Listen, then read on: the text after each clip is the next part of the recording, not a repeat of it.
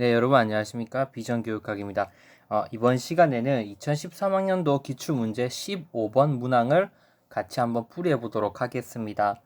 기출문제 풀이는 여러분들이 어느 정도 이론 강의를 듣고 나셔서 이제 들어보시는 걸 추천드립니다. 왜냐면 어느 정도 그 교육학에 대한 지식들이 구조화되어 있고 이해가 된 상태에서 문제를 푸는 것이 학습 능률을 가장 끌어올릴 수 있는 방법이라고 생각합니다.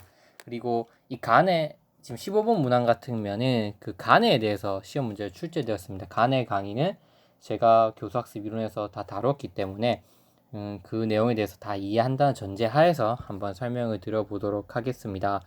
보시는 것처럼 15번 문항에서는 간해가 제시한 수업 사태가 나왔었습니다. 즉 우리 여러분 지도안 짜실 때 지금 보시면 뭐 동기를 유발한다든지 학습 목표를 제시한다든지 그래서 뭐 도입, 전개, 정리 이렇게 짜지 않습니까? 그렇게 도입, 전개, 정리를 누군가는 처음에 만들어야 되지 않겠습니까? 그걸 우리가 활용하고 있다는 건데 그걸 체계적으로 구체화시키고 만들었던 학자가 인지주의 학파였던 가네입니다.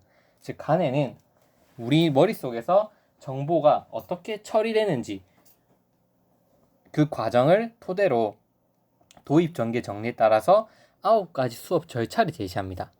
그래서 그것이 그 단계를 알고 있는지 모르는지를 적용시키는 문제를 출제한 것이죠. 간에는 학습이라고 한 걸 뭐라고 주장했냐면 이렇게 얘기합니다. 학습이라는 것은 어떠한 것을 수행하기 위한 능력을 획득하는 것이다.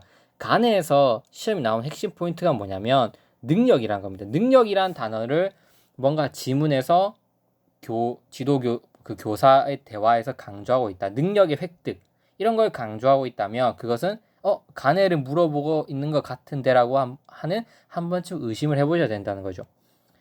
왜냐면 간해는 방금 말씀드렸던 것처럼 학습은 곧 능력의 획득이다. 근데 개인이 획득하게 되는 능력은 5가지 종류로 나눠져 있다는 거예요. 능력이 그 종류에 따라서 나눠진다는 거죠. 우리 머릿속에 얻게 되는 이 능력은 하나, 둘, 셋, 넷 이렇게 5가지 영역으로 능력이 구분되어 있다는 겁니다. 즉 언어 정보, 지적 기술, 인지 전략, 운동 태도 5가지의 구분된 능력을 획득해 나가는 것이 곧 학습이다. 이렇게 본 것이죠. 쉽게 얘기해서 언어 정보는 그냥 어떠한 내용을 이해하고 암기하고 있는 거. 그다음에 지적 기술은 그거 절차적 지식이라고 해서 무언가를 실제 수행할 수 있는 능력을 얘기하고 인지 전략은 내가 가지고 있는 이러한 지적 기능들을 적절한 상황에 맞게 활용할 수 있냐 없냐, 즉 상위 인지 능력을 메타 인지를 활용할 수 있냐 없냐 이걸 얘기하는 겁니다. 그리고 운동은 이제 운동기능, 몸의 운동기능을 다루는 능력, 태도는 어떠한 것에 대해서 좋고 싫은 경향성 이런 얘기하는 거죠. 그래서 우리가 학습하게 되는 영역이 5가지로 나눌 수 있습니다. 그리고 또 가네가 강조했던 건 뭐냐면 저는 이 부분이 만약에 가네가 나오면 시험 나올 것 같습니다. 가네는 뭐라고 했냐면 그리고 곧 능력을 이 획득된 능력을 행동으로 표현 가능할 때 최종적인 학습이 발생한 것이라고 보았어요. 가네는. 그래서 가네는 어떻게 보면 인지주의적 속성과 행동주의적 속성을 두 개 다 포괄하고 있다, 내포하고 있다고 볼 수 있어요. 왜냐하면 우리가 머릿속으로 획득된 이 능력들은 결국 겉으로 행동으로 표현이 가능할 때 우리가 최종적으로 학습이 발생한 것을 보았거든요. 그렇기 때문에 가네가 뭘 그렇게 강조했냐면 여기서 보시면 반응, 즉 수행 유도, 학생들이 수행을 유도해서 학생들이 반응을 하는 것, 그리고 다시 한 번 더 학생들이 이 반응을 마지막에 정리해보는, 학생들이 형성평가 문제를 풀잖아요. 문제를 풀면서 자기가 반응해보는 시간을 갖는 것, 재생해보는 시간을 갖는 것, 이런 것들을 강조했던 게 바로 간해입니다. 그래서 간해가 만약에 시험에 나온다면 저는 뭐 반응 이런 부분들이 시험에 나올 거라고 생각해요. 왜냐면 능력이라고 하는 어떠한 간해가 주장한 학습 이론과 직결되어 있는 부분이기 때문에, 물론 다른 것도 다 중요합니다. 이런 부분들도. 그래서 제가 간해라고 하는 학자는 이렇게 5가지 영역의 뇌의 구조가 나눠져 있고 우리가 능력을 획득하게 되는 거다.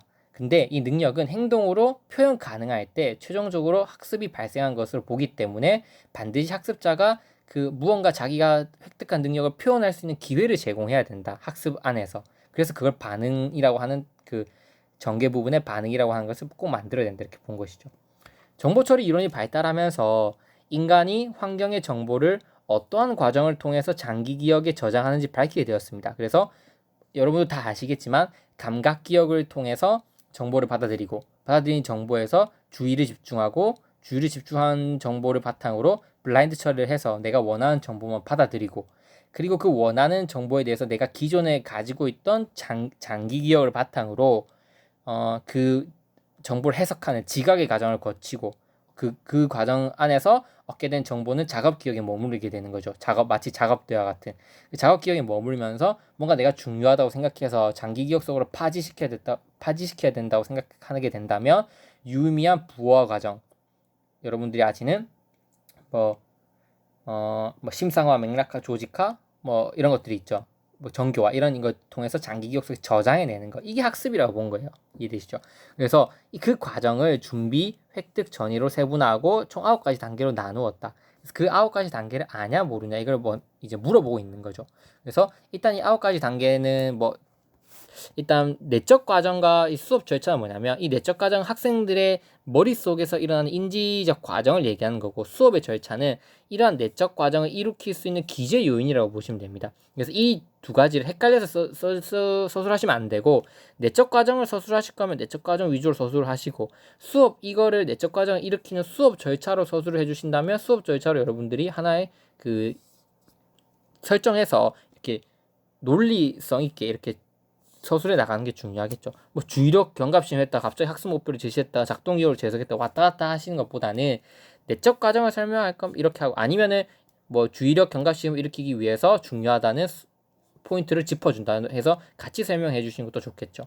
그래서 간은 이렇게 얘기했습니다. 수업에 딱 제일 처음 들어왔을 때는 쉽게 얘기해서 간단하게만 보고 가겠습니다. 이거는 보다 이론적인 부분에 대해서 좀 깊게 다루고 싶으면 저의 그 강의, 여기 보시면 이렇게 썸네일을 보시면, 강의를 보시면 교사학습 이론의 간의 파트가 있습니다. 그걸 참고해 주시면 감사하겠습니다. 일단 학생들의 주의력을 끌어올린다. 그래서 이것이 중요한, 뭔가 주의 집중을 시키는 거죠. 주의 집중을 시키면서 이것 중요하니까 꼭 보자, 한번 우리 여기 집중해 볼래 하면서 주의력을 분산되어 있는 주의를 교사로 집중시키도록 하는 거죠. 그 다음으로 학생들이 기대감을 상승시켜 줘야 돼요. 학생들에게 머릿속에서 기대감이 상승해. 그거 어떻게 하냐면 학습 목표를 제시하는 것만으로도 학생들은 뭔가 기대감이 상승해. 내가 저거를 이번 수업 시간을 통해서 달성할 수 있나? 달성할 수 있을 학습 목표를 언급해 주는 것만으로도 학생들은 무언가를 얻게 될 수 있다는 기대를 하게 되는 거죠. 그 다음 해야 될 게 뭐냐면 장기 기억 속에 있는 지식들을 끌고 들어와야겠죠. 그래서 사전 지식을 재생을 합니다. 뭐 선행조직자나 다양한 역할들을 통해서 내 머릿속에 있던 사전 지식을 재생하는 거죠. 그렇게 하면 되면 작동 기억으로 내가 머릿속에 들어있던 장기 기억들의 요소들이 쭉 끄집어내서 들어오게 됩니다. 그래서 장기 기억 속에 머물러 있던 지식들을 작업 기억 속으로 끄집어내는 역할이 필요하죠. 왜냐하면 그렇게 하게 되면 어떻게 되냐면 이 기대감이 상승됐던 기대감이 작동 기억으로 재생되면서 기대감이 유지되게 됩니다. 왜냐하면 내가 이런 능력을 가지고 있으니까, 내 장기 기억 속에 이런 능력이 있으니까 이거 수행을 좀 더 효과적으로 달성해서 이 목표를 내가 이루어낼 수 있을 것 같은데 해서 기대감이 유지되게 되는 거죠. 이해되시죠? 그래서 이런 과정을 거치면서 일단 본시 학습에 들어가기 전에 간에는 이 3가지 절차가 꼭 필요하다고 본 겁니다. 그 다음 제가 뭐라 그랬어요? 정보 처리 이론에서는 중요한 게 뭐냐면 이 머릿속에는 감각 기억, 작업 기억, 장기 기억, 이렇게 3가지 기억군으로 나눠져 있습니다. 감각 기억은 이제 우리 오감을 통해서 정보를 받아들이는 기관이죠. 정보를 받아들이는 걸 통해서 내가 선별하고 싶은 정보를 작업 기억으로 끌고 들어가는 거예요. 근데 이 끌고 들어갈 때 절차 2가지가 뭐였죠?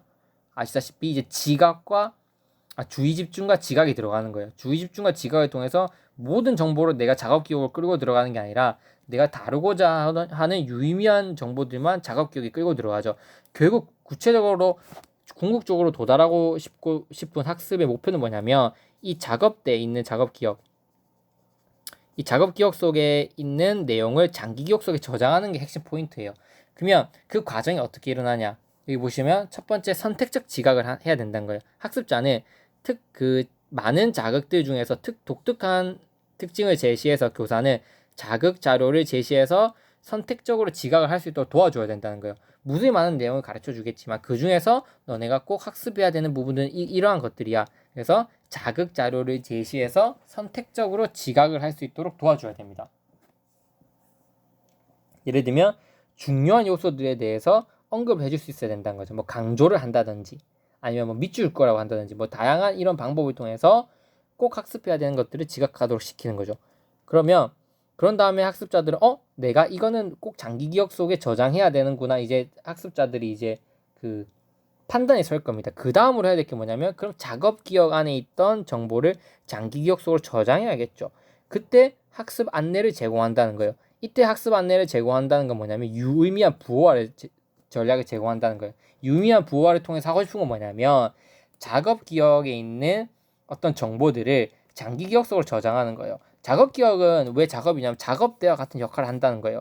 작업 기억의 역할은 뭐냐면 감각 기억을 통해서 들어온 정보와 그리고 장기 기억 속에 있는 정보를 융합해서 여기서 뭔가 이해하고 잠시 동안 저장해 놓는 역할을 하는 거예요. 이 작동 기억은 뭔가 용량의 한계가 있어요. 10초에서 20초 단위까지밖에 안 헤어지고 그다음에 뭐 이제 외워야 되는 개수도 딱 정해져 있어요. 그래서 이 작업 기억의 어떤 용량, 그 기억 용량을 활용하기 위해서 뭐 청킹이라고 하든지 아니면 뭐 자동화 이런 전략을 쓰게 됩니다.